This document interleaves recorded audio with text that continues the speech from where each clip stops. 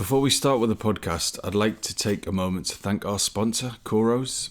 Coros was very recently born after the coming together of Spreadfast and Lithium.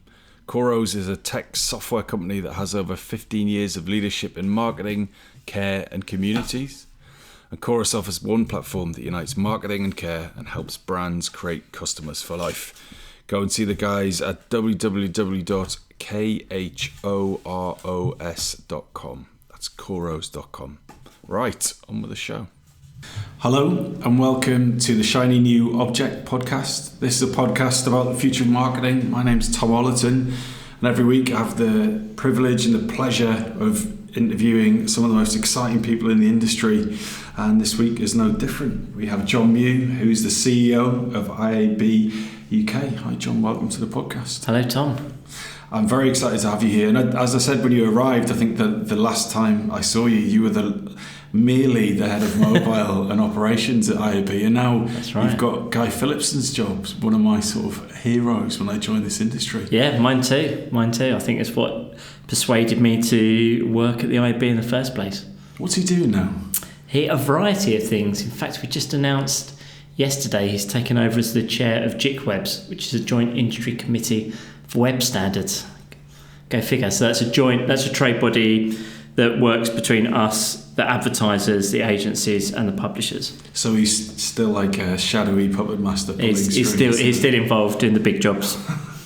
So congratulations on the job. It's not like it's anything new, but it's been brilliant to watch your career, and I'm really pleased that you're here to answer some difficult questions about the future of marketing. But before we get on to that, I just want to do some getting to know you questions. So we were chatting earlier on about good ways of working, good culture, and as a man who's done a lot and achieved a lot, you must have a lot of emails, you must have a lot of meetings, there must be quite a lot of overwhelm.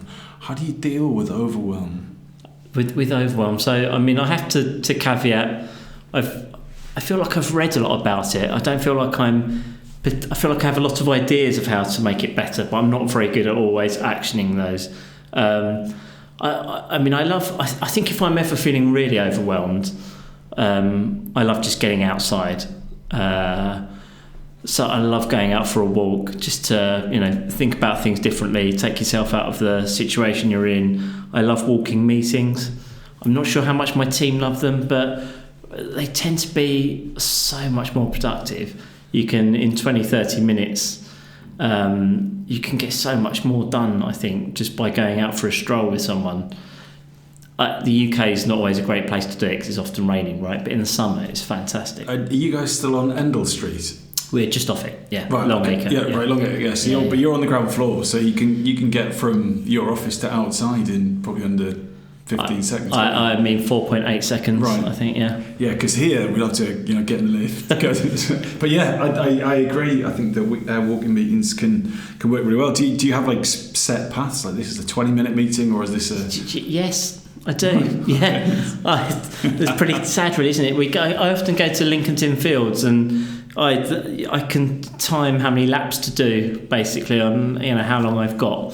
That's quite sad, isn't it? But yeah, it's impressive, I think. And how do you take notes? Do you do like a voice note? That is, to be honest, that's the difficult bit. But I'd normally just use my phone, if I wanted to write something down. But it's hard. But there's something terribly British about it, in that particularly if you're trying to have an open conversation with someone to understand how they're feeling about something, or they need to give you some honest sort of thoughts, ideas about things, and they might be a bit uncomfortable with what they're saying. The fact they don't have to look you in the face and you're just walking along chatting somewhere else means I think people open up a lot quicker than they do when you're sitting in a room looking at each other. But if you're trying to organise, I don't know, the pub for the Christmas party, it's probably not being able to write stuff down, but when you're thinking more broader, bigger picture stuff, it's like driving in a car, isn't it? You have those special chats where you're both not staring at each other, and there's lots to look at. Yes, yeah. I mean, if there's 6 of you, it wouldn't work. Can you ever walk a meeting with 6 people? No, I've never tried it, but I wouldn't recommend it. Couldn't in a car though, couldn't you? Maybe you drive. What are the most useful things that you've bought with your own money in the last few years since I've seen you? What have you spent your own cash on that you've used for work? Yes. So I think most recently, I would say, and to be honest, this is probably over the last couple of years, but buying both an Amazon Echo and a Google Home have been incredibly useful. Do you mind me asking which ones? Which ones? Which version of both of those things? So I've got the first version of the Amazon Echo. The kind of giant the monolith, big, yes. Yeah. And Google Home, I've got 3. Actually, one's in the cupboard, 2 really. The big one. Why is one in the cupboard? Well, it was buy 2 get 1 free. I'm saving it for a Christmas present for my daughter, so I hope she's not listening to this. I'd be very disappointed. How old is your daughter? She's 7, so yeah, I think it's unlikely. Maybe you could do a younger version. Anyway, so why have they been a good investment? Well, I think... Well, firstly, they're exciting. I think I love stuff that gets me excited about technology and about my job and what I do. And I think they're also just an interesting insight into a future trend, right? I mean, it's not really a future trend now because not everyone's got one, but it depends on what stats you might look at. I don't know, 20% of the population have now got one of these devices in their homes. But thinking about how people will interact with brands, with the internet in the future, voice will be one of those ways. It's one of those things that probably gets overhyped, but you can see it's a fundamental change in how we use technology as human beings, which I think is really exciting. And how do you use it for your personal life? So, and I think that what's interesting is no one's really nailed the killer use yet. So I use it for relatively straightforward things like tell me the news. So every morning, what's the news today? What's the weather forecast? Put on the radio. My son likes to use it to send me messages. Google Home devices talk to each other. From within the house? Yeah. Right, okay. Which is, basically I just get immature messages all day long. So how does that work? So he in his bedroom says, tell Dad that I'm not getting up today. And then how does Google Home notify you about that? You can basically send messages, and you can do it from your phone as well, right? You just, if you've got we're using the app, you can either use it from device to device or from your phone to one of your devices. Just record whatever message and send it to a different device. But how does that person get the message? That they just hear it exactly as you said it, basically. Just a recorded message. Yeah, or a few seconds after you record the message and then send it. Oh, so it just happens at that point. Voicemail. Right. Okay. But what if you're not in the room? You wouldn't hear it. Yeah. Right. Yeah, tough. I didn't know I could do that. Yeah. I'll be relatively limited in issue. I mean, it's again pretty sad, isn't it? But you can see families in the future. The kids are up in the bedroom, and you want them to come down for tea. Rather than shouting at them, you can send them a message. Or you can just use Google Home to turn all the lights off in their room. Yeah.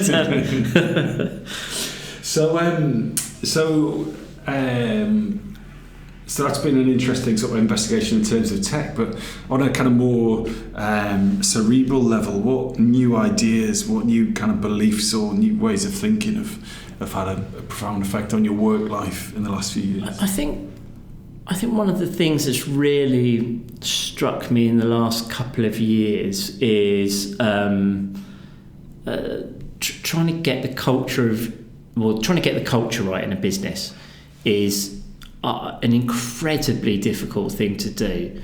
It's one of those things I'm sort of fascinated learning about it and looking at businesses that think differently. I mean, I think one of the most interesting businesses in the world is Amazon, and I'm fascinated by their long-term view of the world. So they are obsessed with the customer experience rather than their competitors, and they're obsessed with winning in 20 years' time rather than winning in 20 days' time, and that's so difficult to replicate for other businesses. I think there's so many unintended consequences of the way that businesses operate and the messages that we kind of unintentionally send to our teams, and it's very hard to undo that, I think. And I think a lot of that comes down to sort of short-term thinking that we typically have. So give me an example of that. Yeah. Can you confess to any mistakes you've made when you've stopped thinking about the long term and you've gone for it? Yeah, I mean, it's again one of those things that I read lots about, but I'm never sure I really nail it in practice. But for example, big organisations, right? The role of procurement teams, I think, is an interesting one. So when you work at a big organisation, so I've worked at big organisations in the past, right? Well, all of the decisions that you would generally make as a person have been taken away from you. So where I sit, what computer I use, what notebook I have, what pen I'm allowed to use, what I'm allowed to buy, what I'm not allowed to buy. I might have sign off for a certain amount of my own budget, but anything else I need permission for. But even the really basic stuff, like what chair I'm allowed to sit on. None of that I'm allowed to decide on anymore. All of those decisions are taken away, which I think unintentionally says to people, you're pretty stupid. We do not trust you to make any decisions. We don't trust you to do anything sensible as a person. And we put all of these processes in place where things have to be constantly checked. And then we'd say to people, after doing all of these things, or putting all these processes in place, we then tend to say to people, we really need to innovate and do things differently. But we've unintentionally trained people into being stupid, or giving them the impression that we think they're stupid, and not letting them try different things, buy different things, fail. And it's a very, very difficult thing, I think, for businesses to get right, particularly big businesses. Because I'm at an interesting point with our business that, like, right now is probably the easiest time to shape the company culture. And you think that whatever we do in these first 2 years will have this kind of knock-on effect as we grow. So how would you, like, if you were going to start again, what would you do? I think there's a bunch of stuff I would think about. We were talking about Bruce Daisley's book, actually, The Joy of Work, which I would highly recommend, which goes through a whole bunch of things you can do to change your work culture. But I think... Sorry, before you move on, can you just go through a couple of those, just for someone who hasn't read it? Well, do you know what I really love? That one of probably the daftest examples on there is, he talks about Crisp Thursday, I think it is. I may have the day wrong, but it was, I can't remember the business it was that he was talking to, but they did this really, on the face of it, daft thing where they would get together and try different crisps every Thursday, and it's this what seems like a totally pointless thing, which if you make a rational decision as a business, you would look at and think, why are we doing this? Let's stop doing it. But actually, it's those kind of weird things that bring people together, where people have conversations, bonds. Actually, if he talks about it, when people feel that safe, basically, you make much better decisions. You're more likely to take risks. There's examples of experiments with rats where they put a cat hair into a rat cage, and rats stop being innovative. They stop taking risks. Actually, when you take it back out, it takes a couple of days for them to reset themselves. And people are similar. That when you feel at ease at work, you're more likely to take risks and do more innovative things. Well, it's funny you should say that, because I've always thought the IAB had a pretty strong crisp game. we do have good crisps. Been to a few events with quite a broad selection. So have you implemented something like that at the IAB? Well, do you know what we do? We do lots of different things. We try and one thing we used to have kind of regular trips out. What we've tried to do is do less alcohol-based trips out now, and try and do things that don't involve drinking all the time, because who'd guess it, not everyone wants to drink. So trying to be a little bit more inclusive. The best thing I think we've done as a business so recently is we've worked with a company called Sanctus, who are they position themselves, I'm going off at a slight tangent here, but they position themselves as like a high street gym for your mind. So it's like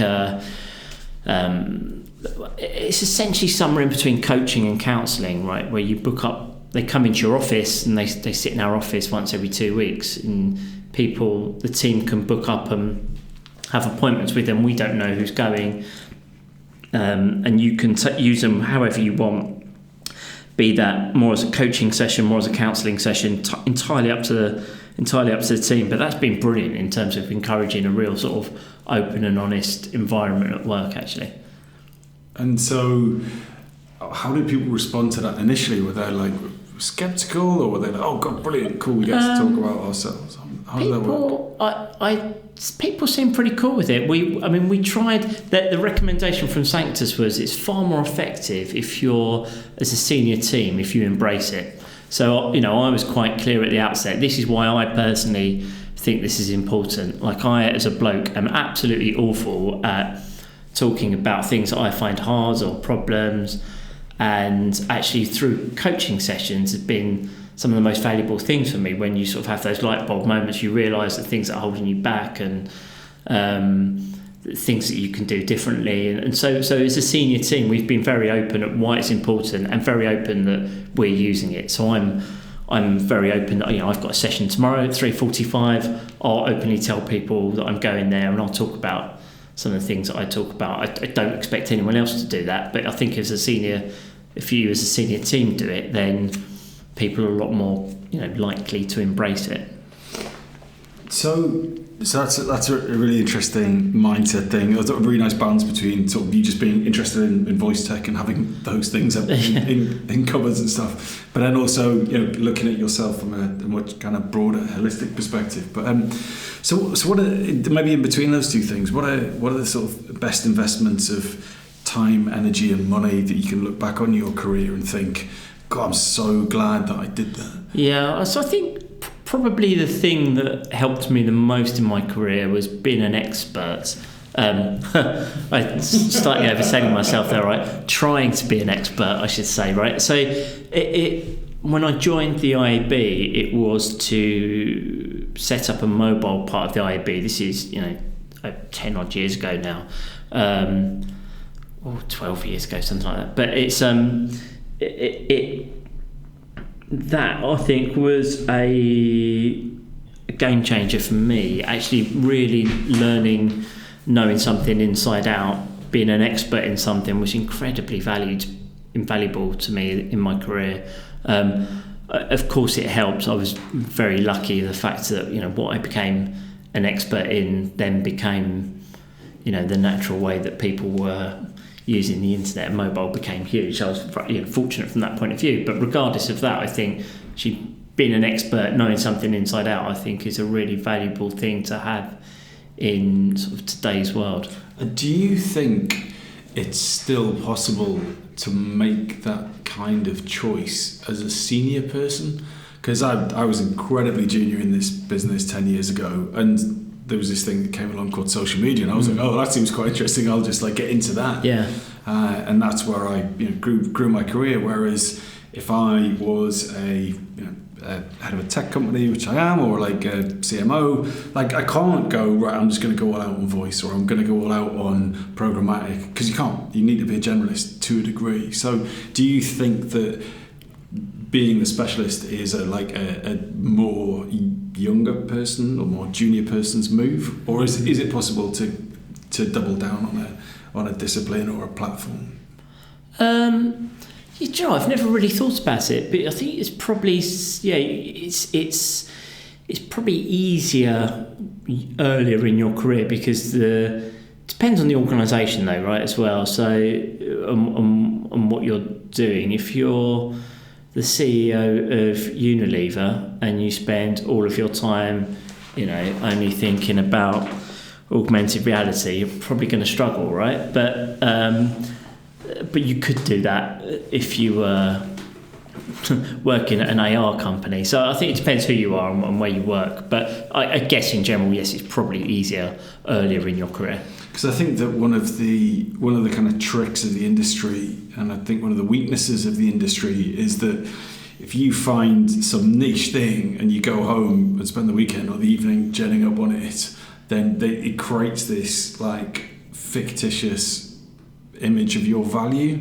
Like if you go away, right, I'm gonna, like, there was the Apple keynote thing last night or whatever, so they've got like Apple News and all, so if I go up and gen up on all that and write a blog post on it, and I'm like, this is what Tom Holland thinks of all these things, I'm now the Apple expert just by default, because no one else is going to have made that effort, because they have to keep on doing all these other things. And I think I've seen people in businesses that I've worked for where someone becomes, oh, you're the Pinterest person, or you're the whatever person, and I think that's quite dangerous, because people can be sort of flung into like areas of perceived expertise and seniority when in actual fact they've just read a couple of blog posts and done a deck. Well, I mean, so it's, if you're running a team and you assume that because someone's read an article they're an expert and therefore can deliver something, that's dangerous. But if you're trying to build your career, then I guess the opposite applies, right? Why not? Being interested, I think, is incredibly important. So being interested in learning about new things, I think, is critical if you want to progress. That's the key thing. So the good recommendation is to be interested, be curious, and to learn these things and to specialise potentially early on. What are the bad recommendations that you hear? The bad, I think the thing that annoys me most that people say is when they talk about, well, this is how we do it, and I think it's that assumption that things are the way they are because that's how they've been done in the past. Now, some of that is based on experience of what works and what doesn't work, and you can't discount that. Experience is sometimes undervalued in our industry, but at the same time it's very easy as a business to assume that just because you've done something a certain way, that you should therefore carry on doing it that way. Even at the IAB, we try really hard to.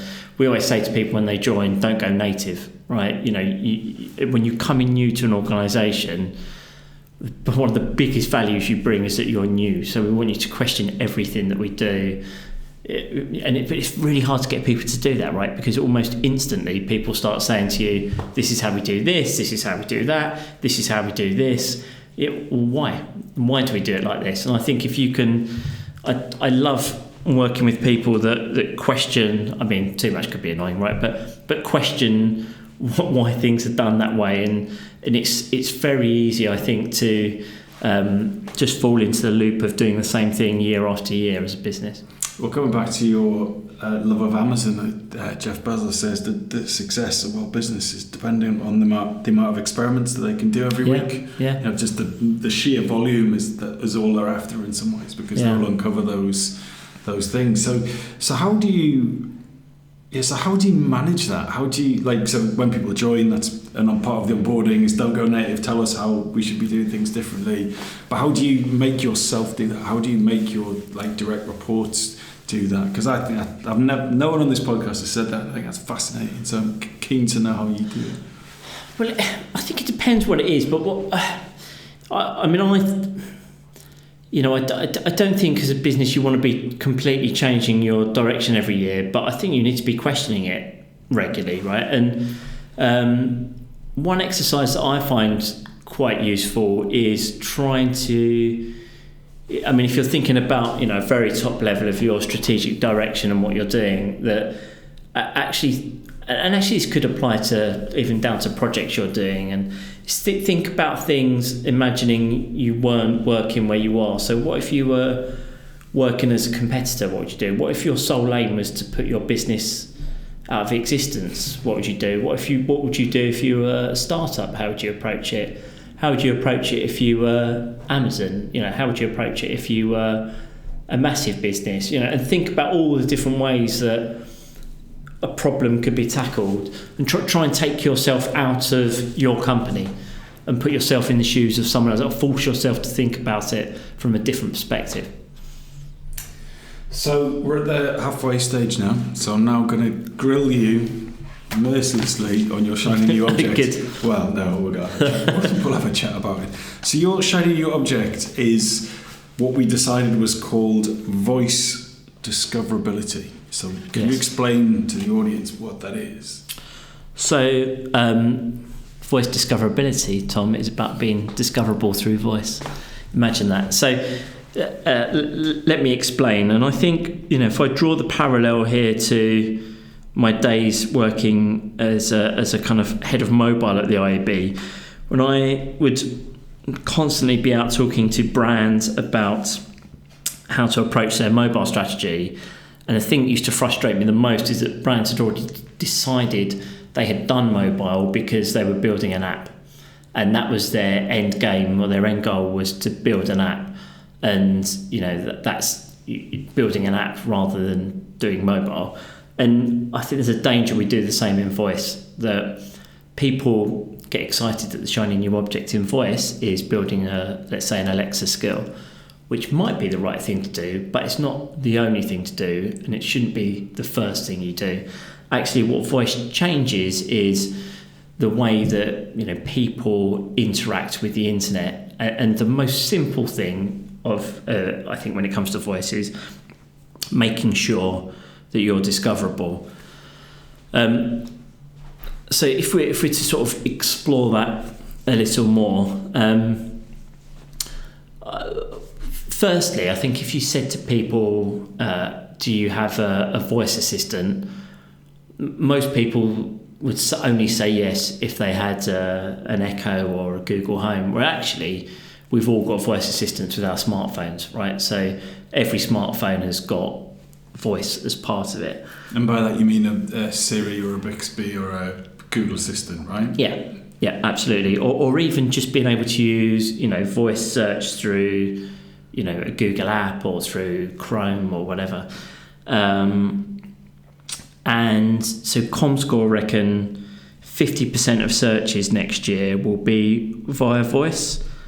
Now, that sounds optimistic to me, but even if they're out by a factor of 4, as is a quarter of that, still a lot of searches now that are done and that will be done through voice. And that's, I think, a game changer, right? You have to then think differently as a brand about how people will want to interact with you and how they'll want to, discover how they're going to discover you as a brand. So do you know about the kind of things that are being searched for and the kind of brands that are being searched for? Because I remember years ago there was a stat that really changed the way that I thought about mobile, was that the time between searching for something and buying it online was like a month. But the average for mobile was like an hour or a minute or something like that. I don't know, this is a stat a long time ago, but assuming is there a parallel with voice? Yeah, I don't know what the comparable stat is for purchasing. That'd be an interesting one. Let me take that away and find out. But you're right. There are differences, and we're seeing what I love about this industry is it creates new opportunities for new companies, new ideas. We're seeing agencies come along now that specialise in voice. So we've done some work with, or been talking to Rabbit and Pork. I don't know if you know them, but the most exciting thing with that is that I learnt that Rabbit and Pork is why rabbit is Cockney rhyming slang for talk, which I didn't know before. Anyway, sorry, slight aside. That is an excellent, excellent name for voice agents. So they've done some interesting work where they have tech that allows you to look at what's being searched for in voice, what are the different keywords that are being used, and allows you to look at where there are gaps. So it might be a gap where you do need to build a skill, because there's not an easy way you can do it through just being able to be discoverable on voice. But I think quite often we end up jumping 5 steps ahead when it comes to technology, rather than thinking about the absolute basics. And it is, with skills as well, there are a number of stats out there of how many skills there are and how many people use them. I've seen stats that say 3% of people reuse an Alexa skill. There's only, I think, about 30% of Alexa skills that have more than one review. I'm genuinely not saying that building skills is the wrong thing, because often it's the right thing, but it's not the first thing. It shouldn't be the only thing that you're doing. Yeah, I think the most frustrating skill that I saw back in the day was, I can't remember the name of the energy company, but it was, you used the skill to update your meter reading. Yes. Which is like, I don't think many voice skills are going to be able to hear from my basement or my attic or my boiler cupboard or whatever. Yeah, it's interesting. Actually, when I was talking to someone from Google the other day, and they're, I think, increasingly thinking that voice will be voice assistants are more likely to have screens in the future. I think that actually voice and screens still perhaps need to go together, because there's so much stuff that you do that's just easier to do on a screen. I think that makes a lot of sense when I've heard people talk about that in the design community. That you be working on a design and you could give like sort of meta instructions over the top. You're like, you're colouring in someone's face, and you go, make the background blue. You could have this, change kind of bigger stuff, or So you do the in the same way you might like, I don't know, you'd be making some food and pass me the knife or whatever. Like this. I think that's quite an interesting way that you would use voice on top of like another skill. Maybe when you're typing something, you say, whatever. That sounds incredibly sophisticated, but I'm sure your daughter, who's 7 now, will probably have mastered that. Like a genius.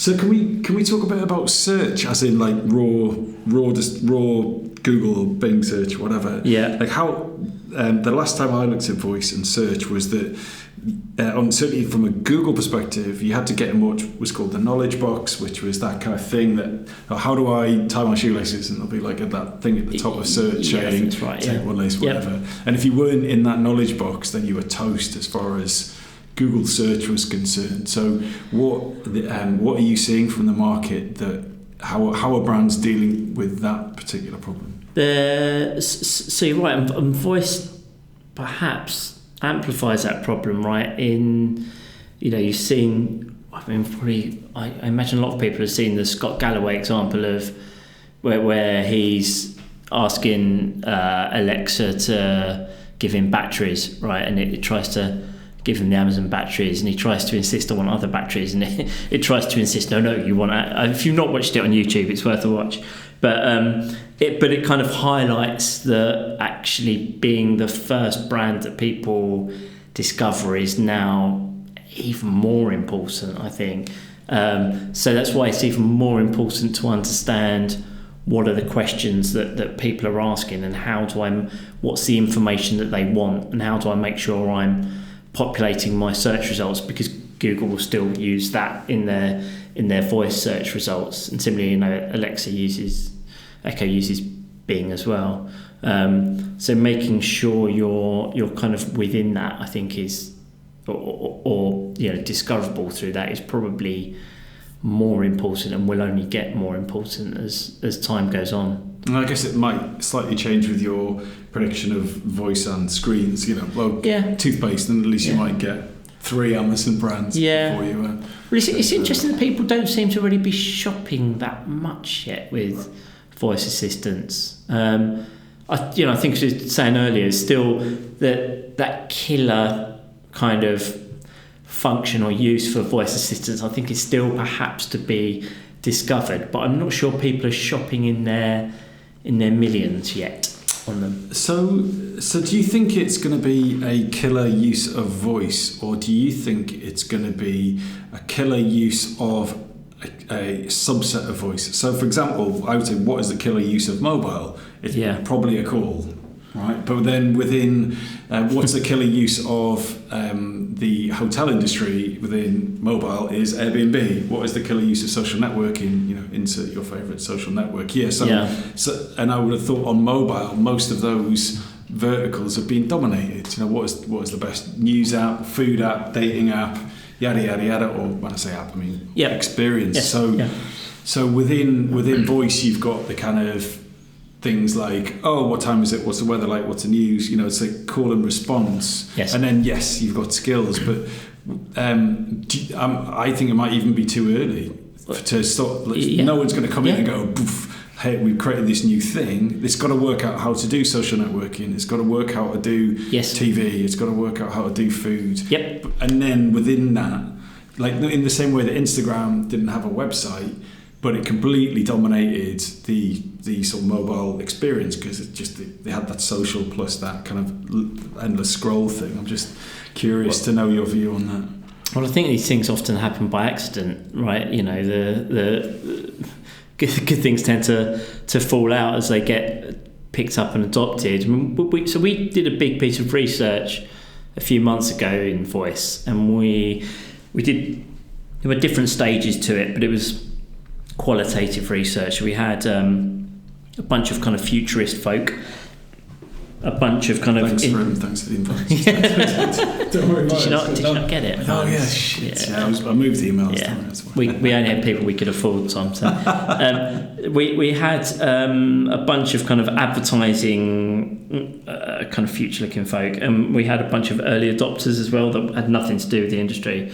And there were different stages to it, but one of the things that was quite interesting with the early adopters, and bear in mind they're early adopters, so they're not necessarily the same as everyone else, but we looked at, they were heavy users of voice, and we really tried to drill down into what they do and don't want. And what it really came down to they wanted was this utopian personal butler.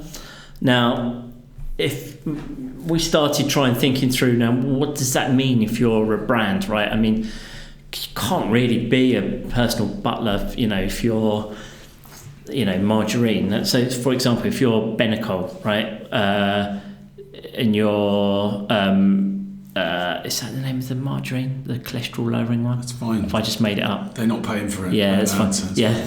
so if you're that, perhaps there's a role within it that you could play. So we had like 6 different sort of characters that kind of sit underneath this utopian personal butler. So you could be like a doctor, like a medical advisor for someone. So whilst I'm not going to perhaps give you advice about how to apply your margarine, I could give you advice about how to lower your cholesterol and health tips and advice, and actually I might find that useful. So sorry to be cynical, but they want a utopian butler that does all things. That's their mobile. What is the difference in it? Well, I guess it's what you want from all technology, probably. It's not perhaps that different. I guess the difference is, how you're interacting with it, and what you're getting back. I mean, one of the other things that came out was actually one of the things that I found absolutely fascinating, but don't consider myself to be an expert in, but we worked with some neuroscientists on, was one of the recommendations was around finding your literal voice as well, and actually how you sound as a brand has this massive impact on what people think of you. And it's another thing that I think probably we've not really given any thought to yet, but the tone you use, the way you if you want to strike up a rapport with someone, you start copying their tone, their pace, the way they talk. Like a voice assistant can't do that yet. So if you really want to be trusted, and you want to relate to people, how do you do that in voice? And I'm not sure any of that stuff has really been explored massively yet. Yeah, it was interesting. Last week's episode was interviewing Ben Scott Robertson about human robot interfaces. Yep. And the technology for you to talk to a brand through a device or a phone or a laptop is already there. Yes. But no one's got any idea, really. So how does Adidas sound on a voice skill? Whoever's making that call is making it up. There's no research. I think it's so interesting. And actually, one of the things that I was listening to a podcast this morning, and it was an interview with Keith Weed, and he said it's so interesting that when you run the bath, you're prepared to wait however long for your hot water to kick in. It's 5 seconds, 30 seconds. If that was on a digital device, you'd be throwing it out the window. You'd be going, "Are you kidding me? This hasn't loaded yet." And I think that's totally my experience of voice. I remember when I first tried Amazon Echo, and I gave it a command and it worked instantly. Yeah. I just couldn't believe it. I thought it was so amazing. Yeah. And now I get fucking livid if it doesn't get it first time. Yeah. If I go, "Hey Google, next song," and it doesn't get it. It doesn't. It's not just a case of I'm annoyed. I hate Google. It's just you can't. You're so rubbish. And whether it's me, the babies in the background or whatever. But it's an incredible precarious space to be. It's it's very true. It's I can't remember the percentage of accuracy they need. I think is it 99% accuracy they need to get to for it to be really effective. But picking up I disagree. I think it's got to be 100. Like a light switch, right? When was the last time a light switch didn't work? It was pretty rare. So once every 4 or 5 years when the bulb's gone or something. You should come to my house actually. The light switch is dimmers and LED light bulbs. It's not a good combination. Right. But our tolerance in general of things going wrong in technology is ridiculously low now. And with voice, you start to think of it more as a person. But understanding the nuances of what you're asking for is very difficult. If you say call me a cab, I mean what do I mean? Phone me a cab, or do I mean call me a cab rather than John? It's the things like that are quite difficult to interpret. But that's where I guess AI comes in and. Whilst we're not fully there yet. I mean, you compare where we're at now to where we were at 5 years ago. It's incredible when you think about the difference now to 5 years ago, and then think forwards another 5 years. It will be in a completely different place again. So we're going to have to leave it there. Thank you very much. If people want to get in touch with you, what's the best way for them to do that? On Twitter @Jon Mew, or have a look on the IAB website. How do you spell that on Twitter? JONMEW. It's a good name. Good thing about having an unusual surname, you can get your own Twitter handle easily. Or you get an early. Yeah. That was brilliant. It was generally really nice to catch up with you. I fear that you're someone that I will only ever get to speak to you either on stage or in front of a microphone. But once again, congratulations for everything you do at the IAB, and that you made me think about voice in a completely different way. And it was great to hear about some of your other views about technology in the workplace. That was a wonderful chat. Thanks so much. Thank you, Tom.